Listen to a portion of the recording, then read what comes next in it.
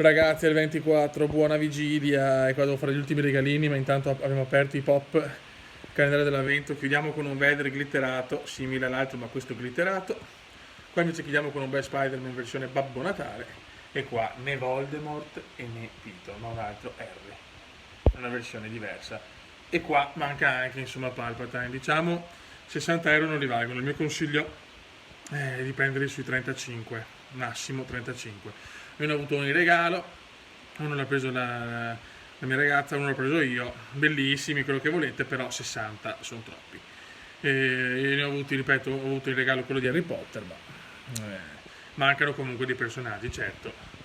Thanos biscottino, ha vinto tutto, vince la Marvel, tra i tre consiglio Marvel al primo posto, Harry Potter al secondo, secondo me Star Wars al terzo, potevano fare decisamente meglio. Piccolo spoiler, oggi ultimi regalini. Ciao raga!